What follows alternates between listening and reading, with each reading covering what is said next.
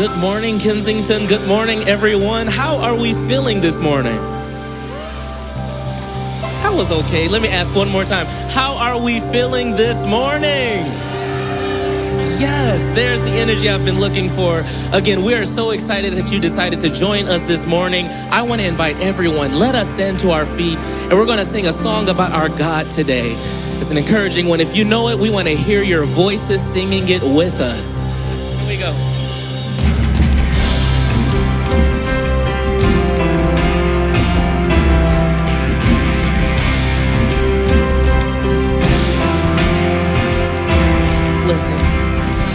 Remember those walls that we called sin and shame.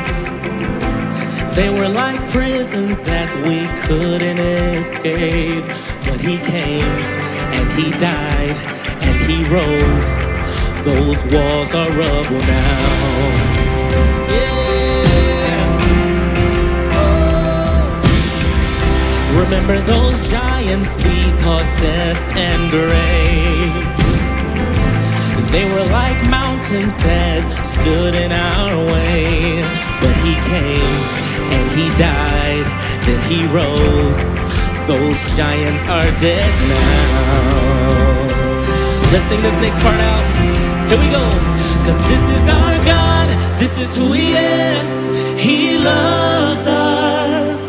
This is our God, and this is what he does. He saves us. He bore the cross, beat the grave. Let heaven and earth proclaim, this is our God, King Jesus. Oh, remember that fear that took our breath away. Faith so weak that we could barely pray. But he heard every word and every whisper. Now those altars in the wilderness and tell the story of his faithfulness. Never once did he fail, and he never will. This is our God, this is who he is.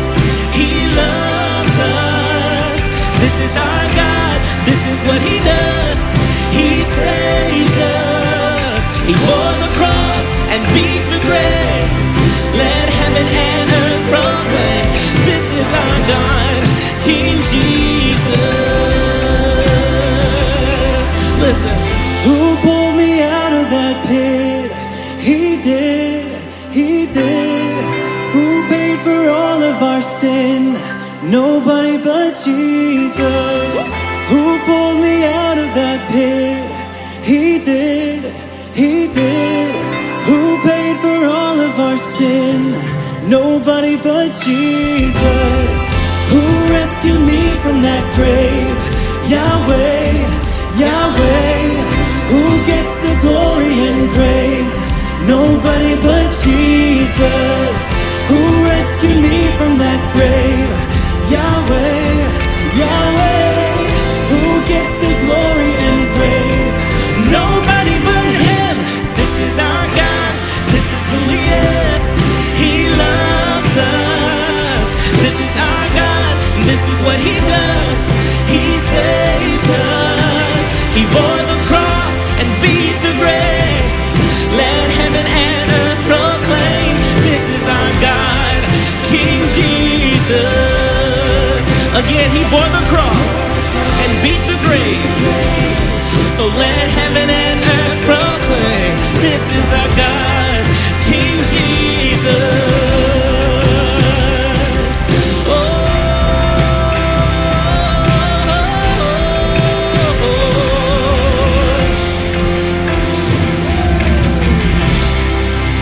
come on, make some noise for our God, King Jesus. Yes, he is so many things to us. He's a healer for some of us. He's a provider for some of us.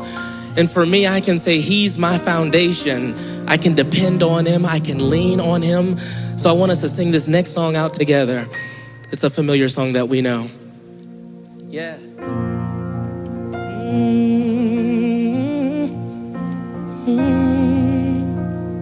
Listen, Christ is my firm foundation,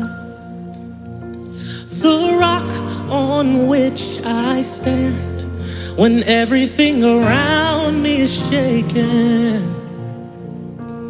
I've never been more glad that I put my faith in Jesus. If you know what, I hear you. He's never let me down. He's faithful through generations.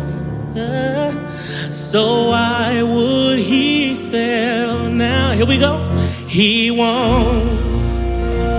That's your encouragement. That's your reminder that he won't fail. Listen, verse 2. I've still got joy in chaos. I've got peace that makes no sense. So I won't be going under. I'm not held by my own strength, 'cause I've built my life on Jesus. He's never let me down. He's faithful in every season. So why would he fail now? Say, he won't. Yes, that's our declaration, that he won't. I trust and believe he won't fail. He won't fail. Again, he won't. That's the God I love. He won't. Oh Lord, he won't fail. He won't fail. Let's declare that he's the firm foundation. Say, firm foundation. Yes, he's the rock on which I stand when everything around me is shaken. I've never been more glad that I put my faith in Jesus, 'cause he's never let me down. He's faithful through generations. So why would he fail now? He won't. Yes, through all the hard times, he won't. Through the storm and the rain, he won't fail.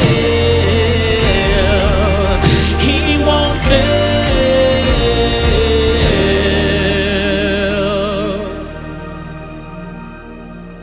We believe that. We trust that you won't fail us. We depend on you. You'll carry us through.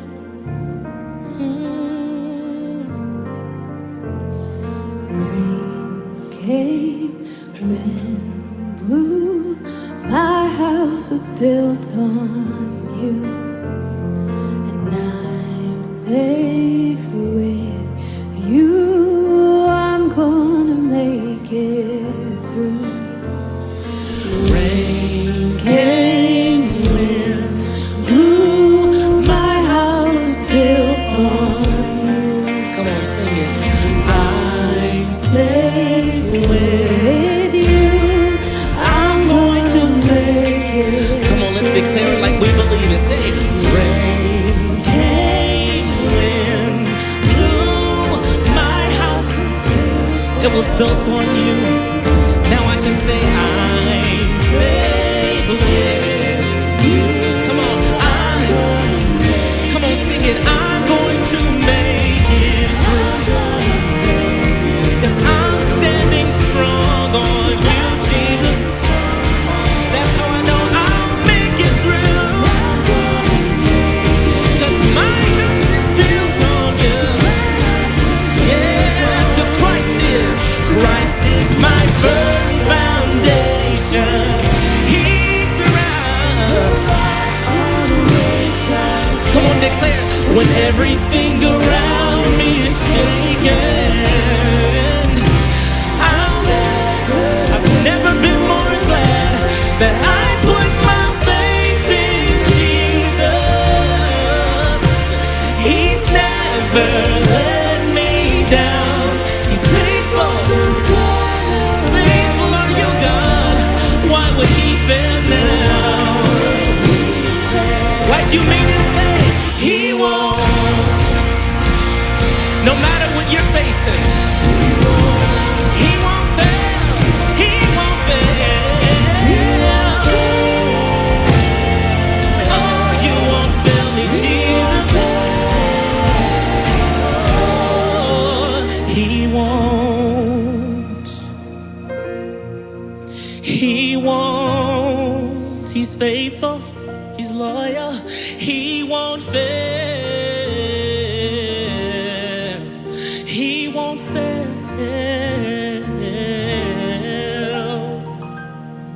He won't.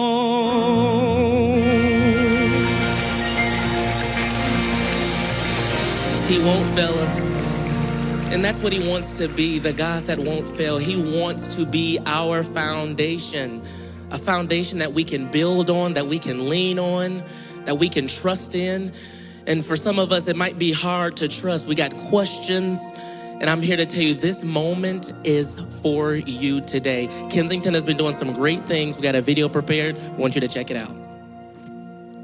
Hey, Kensington family, we have a great opportunity for you coming up on March 16th to invite your friends. I'm sitting here with my friend, Abdu Murray. Abdu Murray is an apologist. He is a man who has thought deeply about the things of Jesus and the Bible, spoken all over the place, including a lot of college campuses, including MIT, author, and just a person who's really gifted at being able to answer some of the hardest questions about God and faith. And so Sunday, March 16th, Abdu, you're going to be speaking in our We Believe series on why Jesus. Why is that important to you? Yeah, well, as someone who came from a non-Christian background and came to faith in my late 20s, having sampled various worldviews, non-Christian worldviews from the religion of my birth, Islam, to Hinduism, Buddhism, Confucianism, atheism, every ism and schism that's out there, I really began to see that the credibility of the Christian faith, historically, scientifically,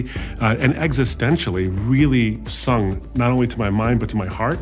And so what I want to do is explore on Sunday why Jesus in a world of limitless options, and why he is uniquely compelling. Yeah. And then we've got a really special night the following Wednesday on the 19th of March. And we're going to be doing an event we're calling Ask Anything. Tell us a little bit about what that night's going to be like. Yeah, so this is really a night to ask literally anything. I mean, questions you can think that you or your friends can think of that challenge the whole enterprise of the Christian faith. Things like, hasn't science put God out of a job? Doesn't evolution account for everything? What about God and morality? What about the Bible and slavery? What about the Bible and women? Sexuality questions, morality questions, history questions. Does the Bible get it right historically? All of these questions and more are completely on the table. Yeah, that Wednesday night's going to be at our Troy campus. And so think now, be praying now. Who's that person that would love to be there to bring their question? And let's pray big things that the Lord would move powerfully. Can't wait, March 16th and 19th. See you then. Oh my goodness. I will be asking Abdu Murray why my 7-year-old keeps waking up at 3 a.m. asking for applesauce. Like, what in the world? My name is Taylor Leal, and I'm on the kids team here at our Troy campus. And in all seriousness, I am so excited for this, specifically the Wednesday night with Abdu Murray. I am a skeptic by nature, and I have so many questions, and I'm sure that you do too. And so we are not going to shy away from any of them. Abdu is going to, in real time, be answering some of the questions and the things that we're wrestling with about God and our faith, our humanity, the world. And I'm just really excited to dive into that with all of you. It's cool because in our kids program, once a year, we do a little mini series called Tough Questions. And we let our kids do the same thing. We let them write questions down and we pray about them. We sometimes seek outside advice because we don't even know how to answer them. And I love that we're doing that with our adults. So please come hang out with us on March 19th. It's a Wednesday night from 7 to 8:30. There's free childcare, so don't let that be a barrier for you. You do not have to register your children. We're going to have enough people here to come and take care of them. So bring your kids, be ready to ask tough questions, and let's wrestle with some of those things together. I have two things that I want to bring to your attention this morning, and one of them is our High School United Night. Are there any high schoolers in the room right now? Good, there shouldn't be, because our high school program is happening right now upstairs. Do I have any parents of high schoolers in the room? There we go. Yeah, I do. Okay, cool. Because they're probably going to forget to tell you about this, I want to tell you about this. Our High School United Night is coming up, and that is where our high schoolers across all campuses come together, and they get to hang out with each other. And there's going to be amazing worship. There's going to be a time to connect with each other. It's going to be a really good community time. So we want them to come. It's fun. It's better when we're together. We have so much fun when we merge all the campuses together and we let this place be a crazy place for high schoolers to just be themselves. So invite your high schooler, tell your high schooler to invite their friend and their friend's friends and all of that, because all are welcome and we're excited for that night. So March 16th, 6 p.m. here at the Troy campus. Last but not least, I would like to just remind you of the things that we have been talking about for the last 4 weeks, specifically as it revolves around Next Gen. Here at Kensington, we are passionate about the next generation. We care deeply about their faith. We care deeply about the questions that they have. We care deeply about investing in them and making sure that we set them up for success in their future. And I don't know if you know this, but here at Kensington, whether you are just born, you are birthed, all the way to high school, we have a ministry designed specifically for you. And so in every ministry, in our kids ministry, our middle school ministry, and our high school ministry, we have a program that is so thoughtfully put on, because we have worship, we have a large group lesson that is definitely tailored to the specific age group of the child. And then after our large group lessons on Sunday, our kids go back to something that we call small groups. And it's our desire for every child in our church to have a small group leader. A small group hopefully consists of 1 to 2 adults and 6 to 8 kids. We can't confidently say that we have that yet, but our desire is to make sure that every child in our church has a small group and a small group leader, because we believe that better conversations and questions come about in those small group times. And so we want to invite you to join our team. We want to invite you to be part of our Next Gen team, whether it be on our kids team, our middle school team, or our high school team. And if you are thinking about it or you're curious about it, we'd love to talk to you. You can come hang out with us in the lobby. We'll be at the kids check-in desk after service. But I also want to invite you to a special night. So coming up on March 7th, that's this Friday at 6:30, we have our Together for Next Gen volunteer night. So do I have any kids volunteers in the room, or middle school or high school volunteers in the room? This night is for you. But it's also for those of you who've been kind of sitting in the seats and saying, gosh, I'm kind of wondering what it might look like to serve on the Next Gen team. We want you to come too. You don't have to sign up for anything. We just want you to come and be with us and understand and hear our hearts for the Next Gen. So come hang out with us on March 7th at 6:30. I'll get off my soapbox now. Can you tell that I care a little bit about that? All right. Well, at this time, I'll have you guys go ahead, stand up, say hello to the people around you. And if you could crunch to the center a little bit so those who are walking in have space to sit, that would be awesome.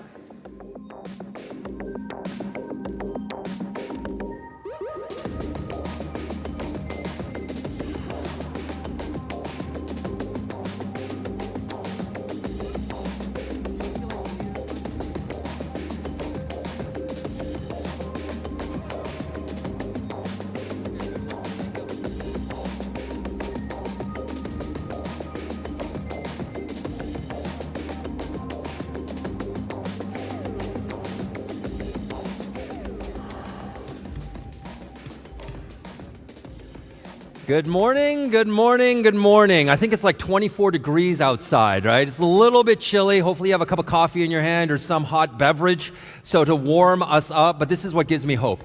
Next Tuesday, I believe, it is supposed to be in the 60s, which is extraordinary.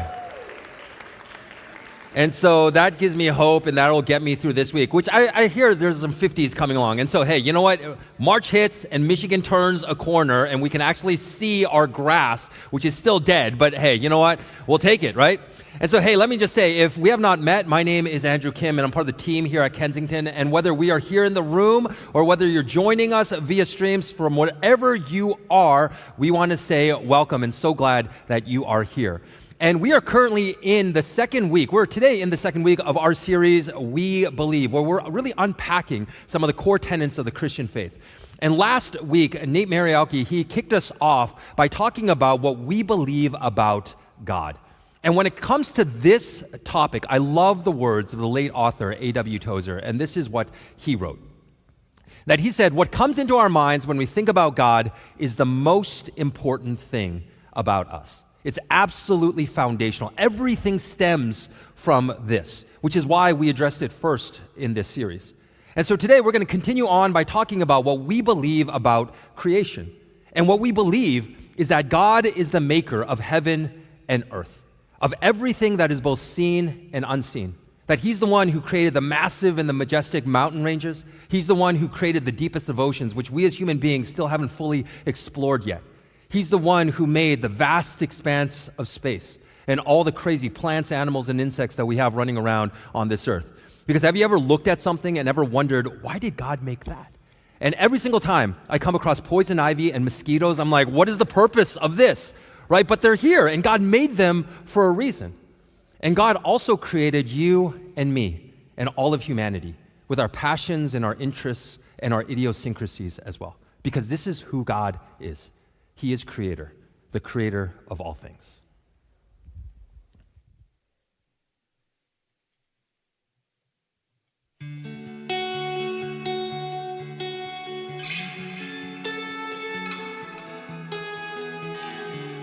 In the beginning, God created the heavens and the earth. The earth was without form and void, and darkness was over the face of the deep. And the Spirit of God was hovering over the face of the waters. God said, "Let there be light." And stars were breathed into existence. The sun, the moon, the stars. The universe is formed, an unimaginable expanse of space containing all matter and energy, with an estimated diameter at least 93 billion light years. In the beginning, God created.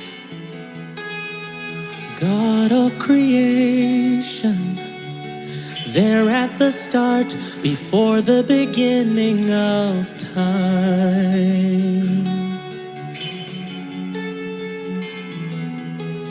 With no point of reference, you spoke to the dark and fleshed out the wonder of light. And as you speak, 100 billion galaxies are born. In the vapor of your breath, the planets formed. If the stars were made to worship, so will I can see your heart in everything you've made. Every burning star, a signal fire of grace. If creation sings your praises, so will I. And God said, "Let the earth bring forth living creatures according to their kinds, livestock and creeping things and beasts of the earth." And it was so. Then God said, "Let us make mankind in our image, after our likeness." So God created mankind in his own image. God gave humanity dominion over creation. The fish of the sea, the birds of the heavens, the plants yielding seeds, everything that has the breath of life. And God saw everything that he had made, and behold, it was very good. God of your promise, You don't speak in vain, no syllable empty or void.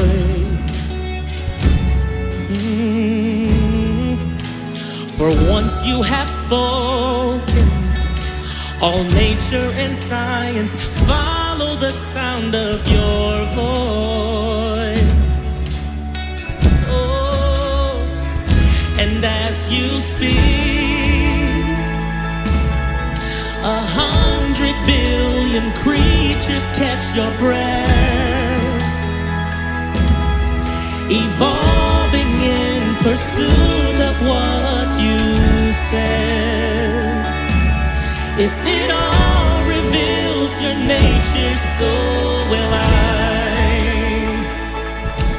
I can see your heart in everything you say.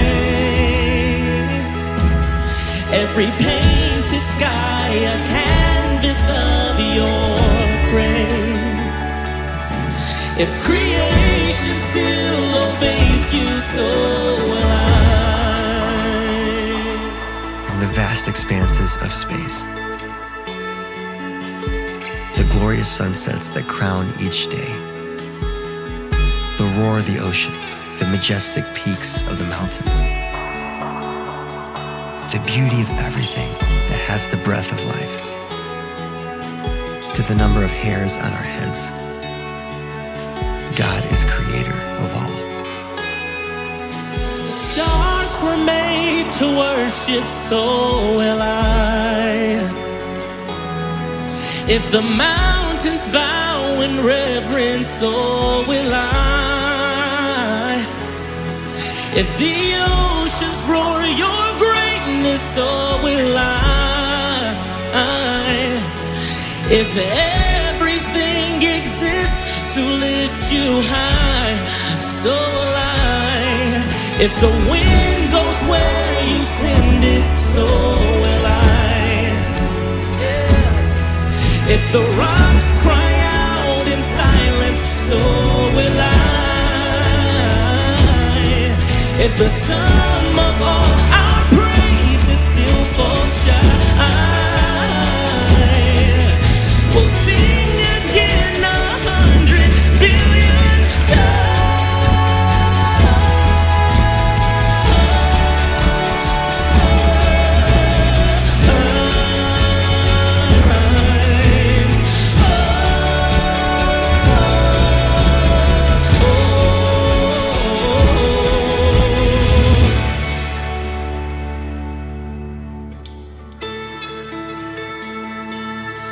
I can see your heart and everything you've done.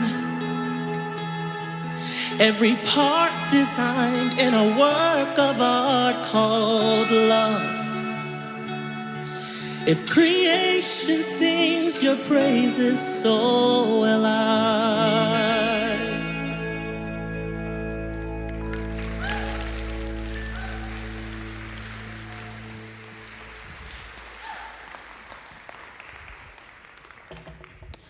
And when we see those pictures and when we see those images, it's just absolutely breathtaking. The magnitude and scope of what God has created, just our world and creation, our universe to be. And when we look back on human history for many human beings, that it has been so, creation is so extraordinary that that is where we have stopped.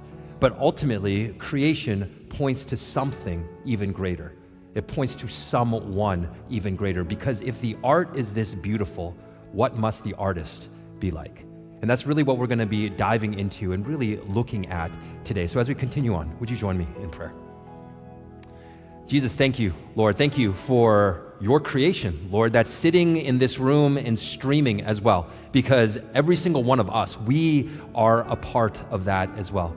But thank you, Lord, that we can exist in this extraordinary universe, which we don't even understand, even a tiny portion of it, God. That's all we can sort of wrap our minds around, because it is so vast and so magnificent. But thank you, Lord, that it really shows us more of who you are. And that's our prayer today, that we would know you better, that we would see you more clearly. But I also want to pray, Lord, for people, Lord, in our community today, people who walked in or turned on their device and just feel like they're carrying the weight of the world. There's so much going on in their lives, Lord, so many challenges and struggles that it feels like they're carrying the weight of the world on their shoulders. And if that is us today, Lord, that we would know, Lord, and be reminded of your peace, of your kindness, and the fact that we are not alone in this. And that through your people, God, you walk with us, you carry us, and give us everything that we need. Give us a tangible sense of hope today. Thank you, Jesus. Thank you that you love us so deeply. And we pray all these things in your powerful name. Amen. And so as we continue on today, something else that we want to do is we want to receive our offering. So ushers, I want to invite you to come forward to receive that.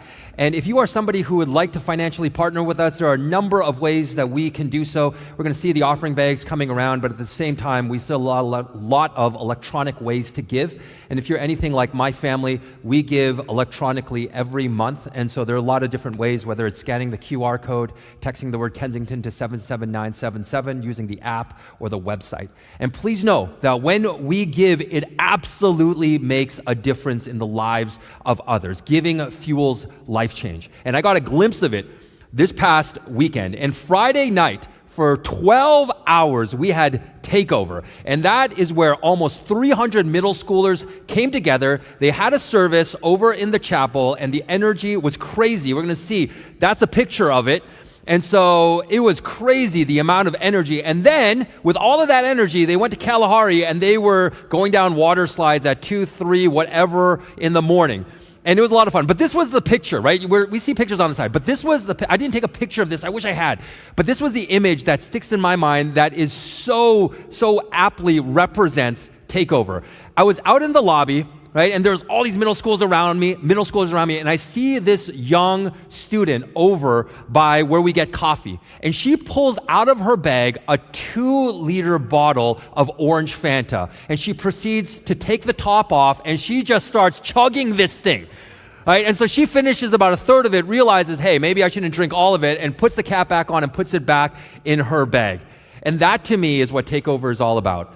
Crazy amounts of sugar, energy, but at the same time, also our middle schoolers having a lot of fun, because this is one of the events that our middle schoolers and our families, we love to invite other people to. People love coming to this, and when they do, they're able to not only hear about Jesus, but to also experience who he is, his love, acceptance, that the church community is a place where they belong, and that where we want them to be a part of, and to really be able to experience Jesus in a deeper way. And so if you are somebody who had a middle schooler come, we want to say thank you for sending that student. And please know that our giving, it allows us to do events like this. So thank you for your financial partnership.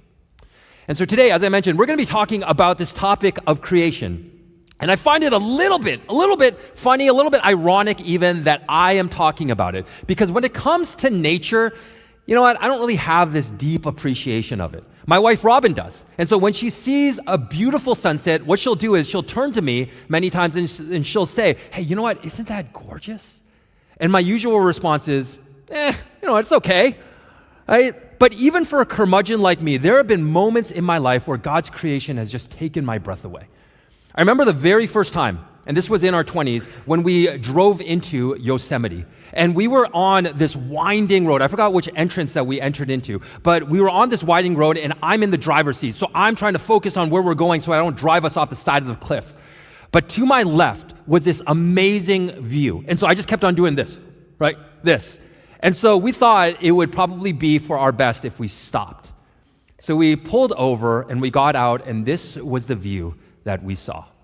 Absolutely incredible. And I remember turning to Robin and saying, this reminds me of where they filmed The Lord of the Rings. And I know that they filmed it in New Zealand, but the scenery in that movie, in those movies, is so extraordinary. I was like, that looks like that. It's just that beautiful. And in college, I was a biology major. And one of the most fascinating courses that I took during that time, during my undergrad, was a neurobiology course. And it just, as I learned more and more and more, it just blew my mind how God has designed the human body. And so I'm going to nerd out on you a little bit. So let me just ask you, any biology majors here in this room right now? Okay, so there's 4 of us here. And so we might sympathize with me. But this is the thing, right? It is so incredible, right? And so hopefully you find it as incredible. And so for example, Right? One of the things that I learned in this class is that if we want to bend our knee, right, all we have to do is have a thought. And a couple hundred milliseconds later, we're able to do this. But physiologically, what happens in our body in order to do this really is extraordinary. Because that thought in our brain, it's translated into an electrical impulse which travels along something called a neuron. And we can think of it sort of like a long cord in our body. But it's not like there's one neuron that connects our brain to our knee. There are multiple neurons. And so that electrical impulse travels along that neuron, and when it gets to the end of it, neurotransmitters are released, which then travel across a gap called a synapse. They attach to receptors onto another neuron, and then it continues to travel along that neuron until it finally does that over and over and over again until it finally allows us to do this. And that whole process takes a couple of hundred milliseconds just for a knee bend. And so imagine how complicated it must be for me to do this, right? Like imagine that. Everything that has to happen in our body from the thought to say, hey, move all of this, jump, do all of this. And it's incredible to me. And as I just learned more and more and more, it just astonished me. The complexity of our bodies and how God has designed us, which we are a part of creation. And for some people believe that science disproves the existence of God. But I truly believe the opposite, because especially in college, as I learned more and more and more, it just screamed out to me the existence of a creator who is magnificent, who is brilliant, who is the greatest artist in the universe, and who has made all of this. And that's also what the Bible passage that we're going to be looking at today, what it also tells us. And we're going to be looking at a couple, but one of the main Bible passages we're going to be looking at comes from this Old Testament book called Psalms. And Psalms is a collection of 150 ancient Hebrew poems, songs, and prayers written all throughout Israel's history. And the particular psalm we're going to be looking at is Psalm chapter 19. And so this is what I want to invite all of us to do, whether we're here in this room or whether we're watching on stream. And I know we rarely do this, but if we have a copy of the scriptures, I want to invite us to open it up, whether it's on our phones, whether we actually have a physical copy of the Bible, to turn to Psalm 19. And if we have a physical copy, if we actually have the book itself, just split it in half and we'll probably end up in the book of Psalms. If not, just go back probably 20 to 30 pages and we'll probably hit it, right? If we have a Bible app, the book of Psalms, as I said, is in the Old Testament. It's after the books of Nehemiah, Esther, and Job, before Proverbs and Ecclesiastes, if that helps anyone at all. Or we can just Google Psalm 19 or just use ChatGPT, whatever works, right? But as we're finding it, right, Psalm 19 has impacted the lives of a lot of people throughout human history, one of them being C.S. Lewis. And this is what Lewis said about this chapter. He said, I take this to be the greatest poem in the Psalter. Remember, there are 150 of them. And he said this was the greatest one and one of the greatest lyrics in the world. Psalm 19 was his favorite psalm. And we're going to be looking at just the first 4 verses, but they are powerful. And if we actually look at Psalm 19, if you're there right now, whether it's on your phone, whether you have a physical copy, before verse 1, there is a statement there. There's a heading there. And depending upon what translation you have, it basically says, for the director of music, a psalm of David. And typically, you know what, when I would read the Bible as a kid, I'd be like, you know what, whatever. I just wouldn't sometimes even acknowledge that, wouldn't even read it and just go right into verse 1. But that statement there provides us with 2 very important pieces of information. It tells us who wrote it, and it tells us who it was written to. And who it was written to, it says it's written to the director. It's for the director of music. And who the director of music is, it's either a reference to the choir or the music leader in the ancient Jewish temple, or to God himself, who is the greatest musician. That's who it was written to. And it was written by none other than King David, the second king of the nation of Israel, who wrote 73 out of the 150 Psalms. And what we need to understand about David, the guy who wrote this, is that before this guy ever became king, for years, he was a shepherd. And we all know that being a shepherd, the job of a shepherd, that is an outside job. It's really hard to be a shepherd in someone's living room. Right? So he was outside, not for months, but rather for years, learning about nature, learning about creation, navigating it, and embracing it. And so the first handful of verses talk about God's creation, talk about nature, which he was an expert in. And this psalm, what it really answers, it answers some of the most important questions about who God is. Questions that most of us, if not all of us, have asked at one point in our lives. Questions like, is there a God? Does he actually exist? And how does he communicate with us? And so let's jump into the very first verse. This is what David writes. He says, the heavens declare the glory of God. The skies, they proclaim the works of his hands. And so what David is talking about here, when he's saying the heavens declare the glory of God, when he's referring to the heavens, he's not referring to heaven itself. But what he's doing is that the picture that comes to my mind is he's looking up at the sky. And he sees, depending upon what time of day it is, the sun, the moon, the stars, the clouds. This is what he is referring to. These things declare the glory of God. And now, thousands of years later, we know a lot more about these things than David ever did. We know, for example, that the sun is so massive that it could actually fit more than 1.3 million Earths inside of it.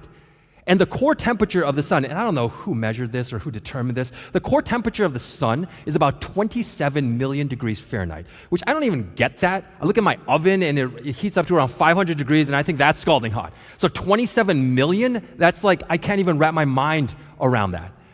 Also, when we think about our little solar system, there are billions, I just learned this past week, billions of solar systems in the universe. And our little one, it is so big that if we wanted to get to Pluto, if we wanted to fly a plane to Pluto, which by the way, back in 2006, when it got demoted to being a dwarf planet, that was a very discouraging moment for me. It used to be my favorite planet. Can't even claim that. But if we wanted to fly to Pluto, it would take us more than 800 years. Which motivates me to complain less next time I have to fly to Korea, right? 800 years. That's crazy. And this is something else that I learned, is that there are more stars in the sky than there are grains of sand on this earth. That's how extraordinary it is. And what David is saying is that all of this, all of creation, what it does, it declares, it reveals the glory of God. It says to us, it reveals, it tells us about who God is. Not only that he is the one who created it, but that there is a God. That he is magnificent, that he is brilliant, that he is extraordinarily innovative, that this is what it's saying. What David is saying is that creation reveals a creator. That it points us to the fact that there is someone who created all of this. And it also says this in the very first verse of the Bible, the very first one in the book of Genesis. And this is what it says. In the beginning, maybe even if we've never read the Bible, we probably heard of this at some point. It says, in the beginning, God created. He created the heavens and the earth. And that word created in Hebrew is a very, very special word because it's used of no one else in the Bible other than God. Because only God can do what he did in the very beginning, and only God can do what he does now.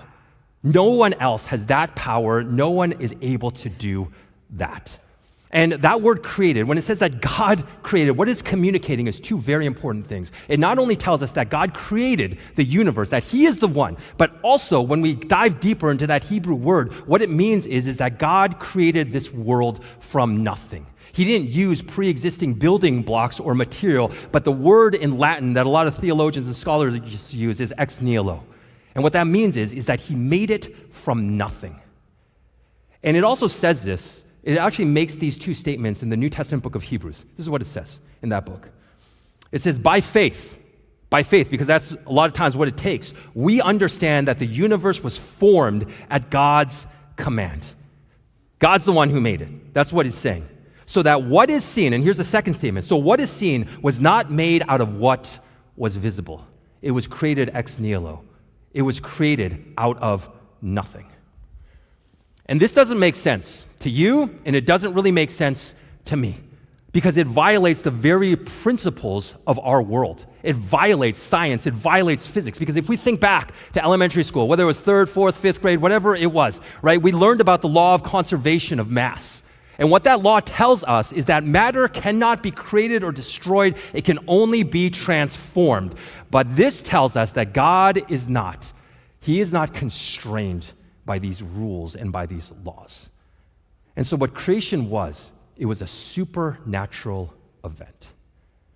And this tells us that this world began by God, and it began by God out of nothing. And then David continues on, and he says in the next 3 verses, and he says, day after day, they meaning creation, he says, day after day, creation pours forth speech. Night after night, they reveal knowledge. They have no speech, they use no words, no sound is heard from them. Yet their voice, creation's voice, goes out into all the earth, their words to the ends of the world. David is basically saying the same thing over and over and over again. And what he's saying, especially in that first, I love the first line in verse 2. He says, creation, what it does, it pours forth speech. And when I think of what he's saying there, it reminds me of a waterfall. And the largest waterfall I have ever seen is Niagara Falls, right? And we're going to see a picture of it. It's the American side, and we all know the Canadian side is much better, right? And just in case you don't know, I am Canadian. I'm going to be making some Canadian jokes. Some people were like, why do you love Canada so much? It's because it's the greatest country in the world, right? Anyways, so this is the American side, right? And so if you've seen it, it's breathtaking. And I didn't know this until this past week, but the amount of water that passes over those falls every second is more than 75,000 gallons.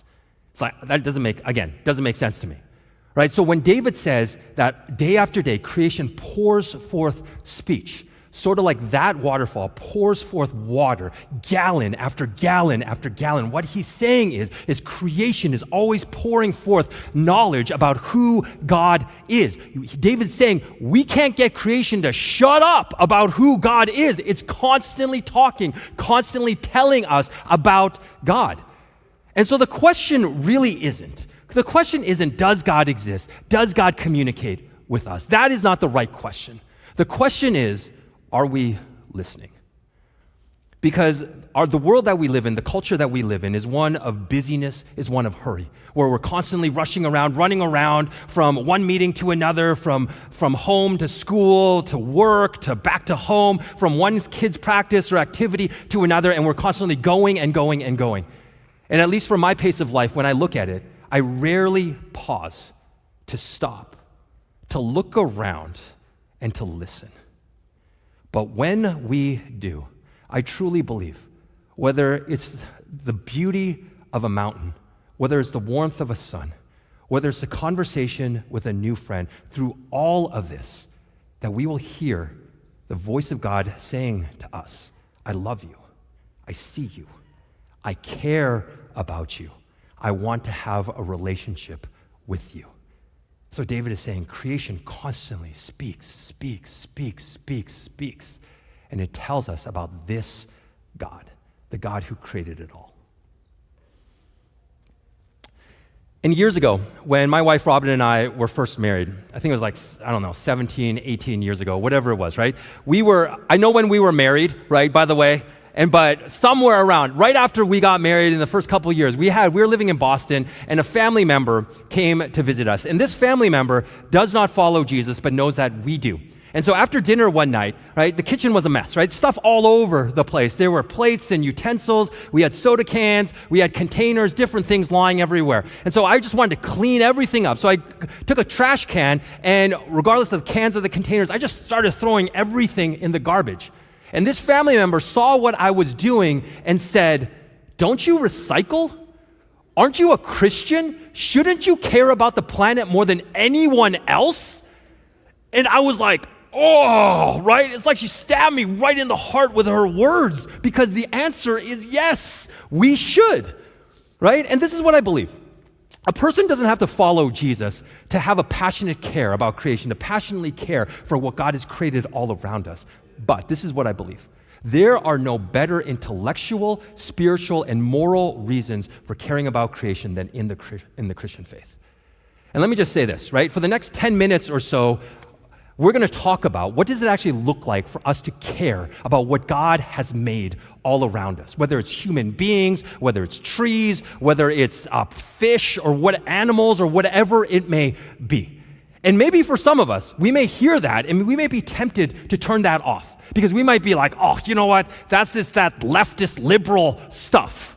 But because let me just say that I did a lot of research, a lot of reading, a lot of watching in preparation for this talk. And one of the things that I learned this past week was the number one indicator as to whether people actually will engage and people will actually care for God's creation isn't their background or their socioeconomic status or where they're from. You know what the number one indicator is?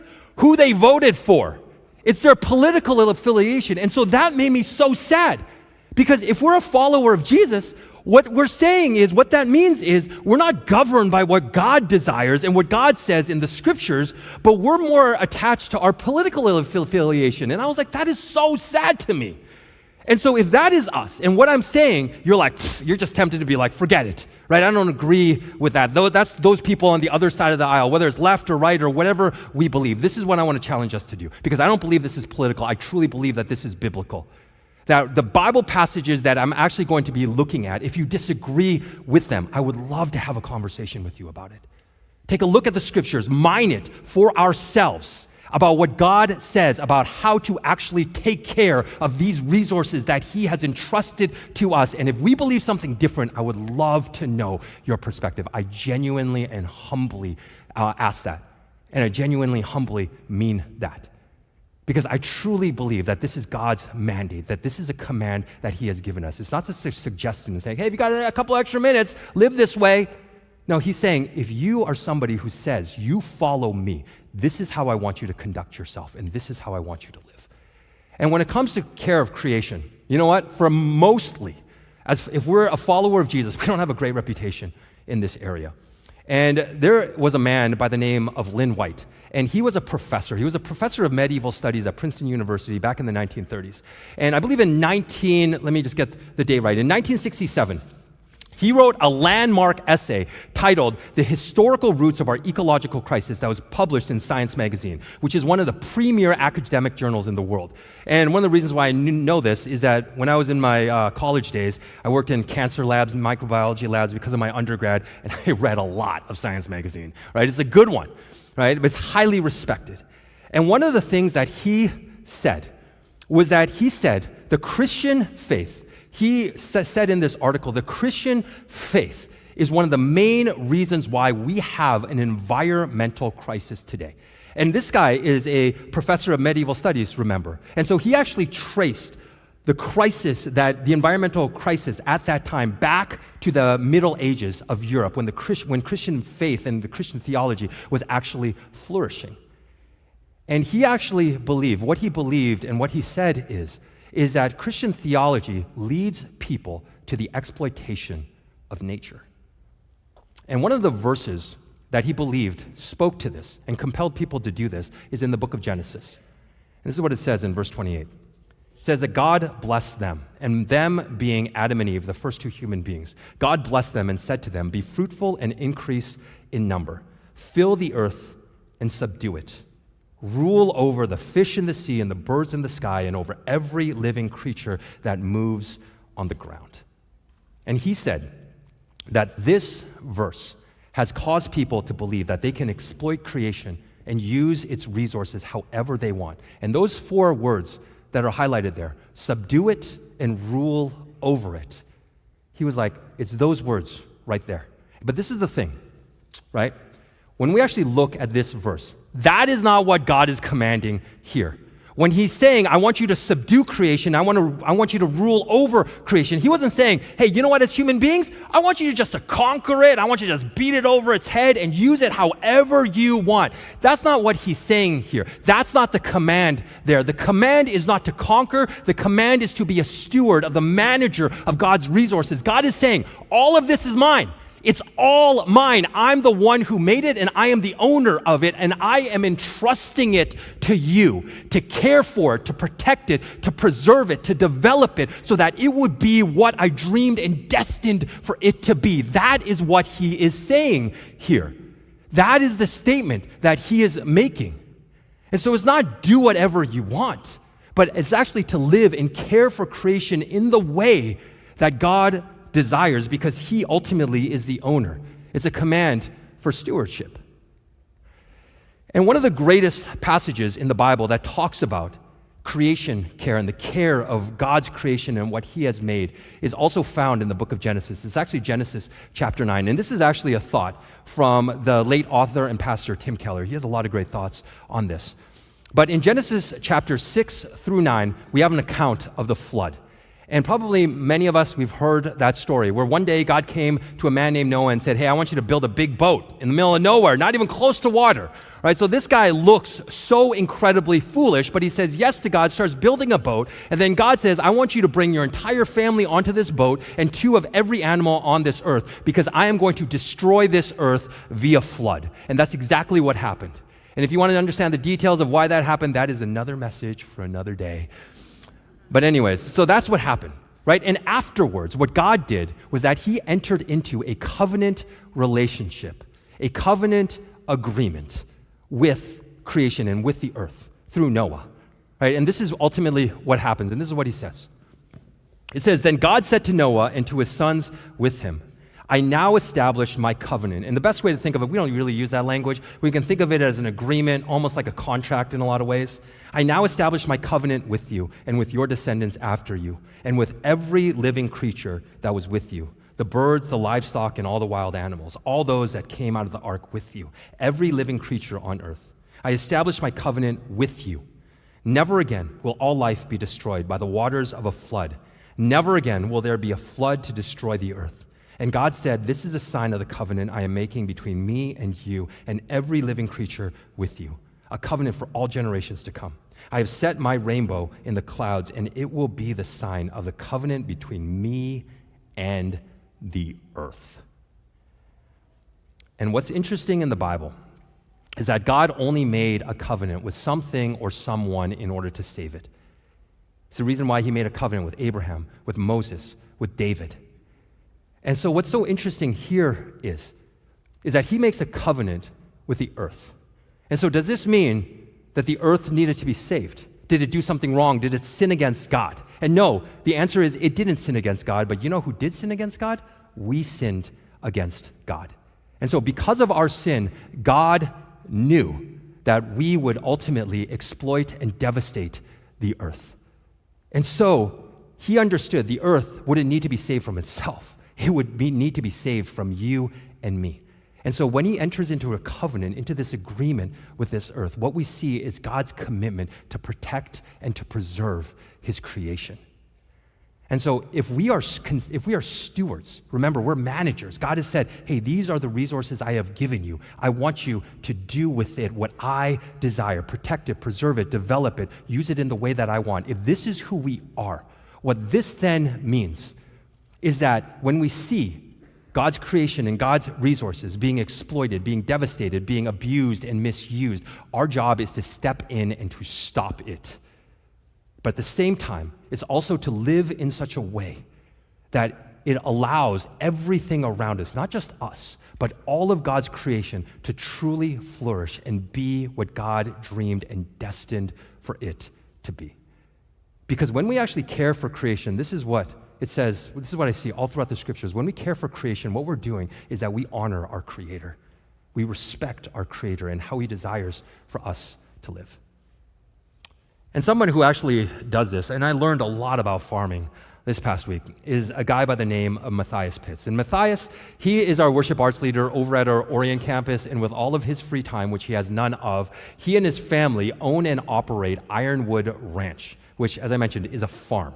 And so he told me about his farming philosophy, and his farming is really extraordinary in that his family, they look at the scriptures and see how God has said, this is how I want you to care for creation, and then they do it. And so this is one of the things that they do. Again, I don't know anything about farming. I just learned all this past week. And so on a particular field, what they'll do is they'll send out their cows. And so on that field, what the cows then do is they have the ability to roam around freely, they eat the grass, and they drop their manure. Right? And when they drop their manure, what happens is that this manure then collects insects inside of it. Right? Guess you didn't think I was going to talk about, you're going to hear about manure, you're hearing about neurons today, all this kind of stuff, right? It's all free, right?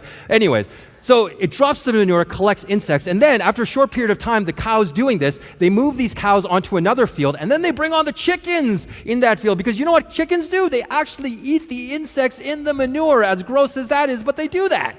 right? But in addition, as they're doing it, they spread the manure all around the field, which enriches the soil and actually promotes grass growth, so they don't have to use synthetic fertilizers, toxic pesticides on those fields. It just does it naturally. And this farming philosophy, it is so different, because if we know anything about industrial farming, for in a lot of ways, what happens with these animals is these animals are put in these tiny stalls or cages where all they have room to do is stand up and to lie down. And in many ways, and many times, they're just simply standing in their own waste. And they're injected with all these antibiotics and all these growth hormones and all of these kinds of things. But not at Ironwood Ranch, that they are allowed to roam freely. And when you actually look, you're like, this is the way that God designed creation to be, these animals to be, not just caged up and to raised up for somebody's consumption, but actually treated in a different way. And one of the things that they believe, that Matthias and his family believes, is that rather than trying to push against God's design, what if we actually moved along those same lines? And I've never actually had the opportunity or the privilege to be able to eat the meat that they raise. But every single person who I've had a conversation with, they say it not only tastes better, but it's better for you. And one of the cool things that Matthias actually said to me is that actually raising animals in this way is a lot less work. When it's not about the bottom line, but when we most treasure and value, this is the way that God desires for us to operate. Different things are able to happen. Beautiful things are able to happen. And one of the reasons why I care about this so much is that it's, in a lot of ways, it's an issue of fairness to me. Because when it comes to God's creation, many times what ends up happening is that, and this happens in so many different areas of life, the people who violate, the people who devastate, the people who exploit, they don't necessarily feel the ramifications or the consequences of those decisions. But it's really the people on the margins, the poor, the oppressed. These are the people who feel those decisions the most. And it's not just here in our country, but it's all around the world. Whether it's people because of the environment and what is happening and creation of what is happening, the devastation that is happening all around us, where they don't have access to food anymore, that they don't have access to clean water, and the instability that comes in countries and nations, all of this is interconnected. And this is what I see. And this is when we really dive in, and it's like God has asked us to operate in this way for a very specific reason, not only for our flourishing, but that we would have a greater vision, not just of humanity, but of creation in our world, that our decisions don't just impact us, but it's all interconnected, and that this is what it is. And this is the thing. I recognize that for a lot of us, this is hard, right? Even if somebody says, hey, Andrew, I want you to change the way that you live, it is really, really hard. And none of us enjoy doing this. And so one of the talks that I was actually listening to was sent to me by a good friend. And it's a woman by the name of Catherine Hayhoe. And she's neither a Republican nor a Democrat. She's actually Canadian, which makes her one of the greatest human beings alive, right? And completely unbiased, of course, because we Canadians are that. But this is the thing. This is one of the things that she suggested. She goes around talking about this topic so often. And she says, you know what a great first step is that I invite people and challenge people to do? Is just simply to have a conversation. And she is somebody who passionately follows Jesus, because we don't talk about this issue a whole lot. Probably of all the messages, if you have been to church for years, this may be one of the first messages that you have actually heard, that we have heard about caring for God's creation. And so she says, hey, what if we actually had a conversation? If we have a conversation at lunch afterwards and we're sitting across from someone who does follow Jesus, and to say, hey, you know what do the scriptures say about this? And how does it compel you and motivate you to live in this way? And if that person doesn't follow Jesus, to say, hey, you know what do you think about this? Why do you live in the way that you do? And as we have these conversations, they spark ideas and they invite us into a different way of living. They broaden our worldview and our God view. And this is something that's so special about God. And I love his heart. And he says it's not just about us in a vacuum, but all of humanity and all of the world. May we choose to live in a different way, a way that I believe truly honors God. Let's pray. Jesus, thank you. Thank you that you care so deeply, Lord, not just about us, but all of creation, God. And so, Lord, thank you that this is your heart. But in order to live in this way, it takes courage and humility. And so help us to do that, Lord. Even if the next step for some of us is we're going out to lunch afterwards, or we're having just a bunch of people over and we're eating, to have these conversations, to ask the questions, God, so that we would be able to see more of your heart, Lord, because we want to be in greater alignment with you. Because I truly believe that that is the best way, not just for us to live, but for our world to be. Help us to do that, Lord. And we pray these things in your name. Amen.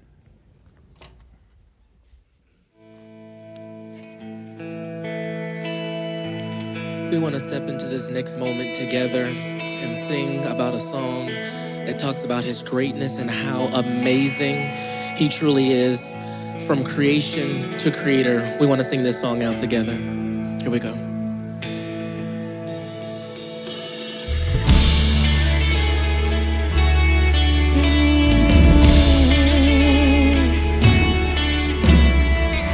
From the highest of heights to the depths of the sea, creation revealing your majesty. From the colors of fall to the fragrance of spring,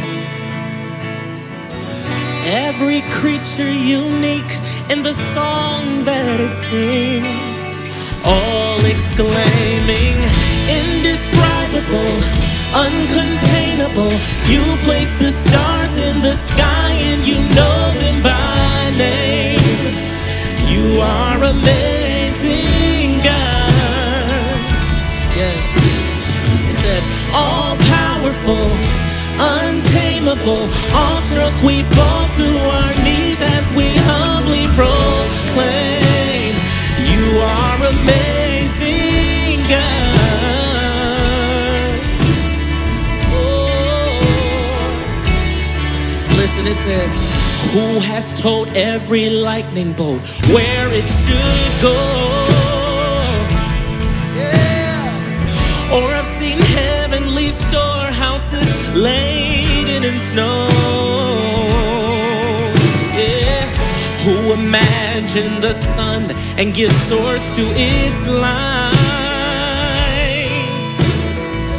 yet conceals it to bring us the coolness of night. None can fathom, indescribable, uncontainable. You place the stars in the sky and you know them by name. You are amazing, God. He's all powerful, untamable, awestruck we fall to our knees as we humbly proclaim that you are amazing, God. You ought to let that come out of your mouth. Say, you are amazing, God. Oh, you are amazing, God. You're indescribable, uncontainable. You place the stars in the sky, and you know them by name. You are amazing, God. Sing, he's all powerful, untamable, awestruck we fall to our knees as we humbly proclaim that you are amazing. Come on, let's call him indescribable, uncontainable. You place the stars in the sky. That's why I say you are amazing, God. Another one we say that he's incomparable, unchangeable. You see the depths of my heart and you love me the same. You are amazing, God. There's one line I want us to really put our focus on. That you see the depths of my heart and you love me the same. think about it, you see the depths of my heart, and you love me the same. This means he's the creator, and he's made everything about you, and he sees every part of you, even the dark parts that may exist in your heart, the broken parts that may exist in your heart. He sees all of it, yet he loves you the same. Yet he loves you the same. So I'll say it one more time. You see the depths of my heart, yet you love me the same. You are amazing, God. Oh, you're amazing. You truly are amazing.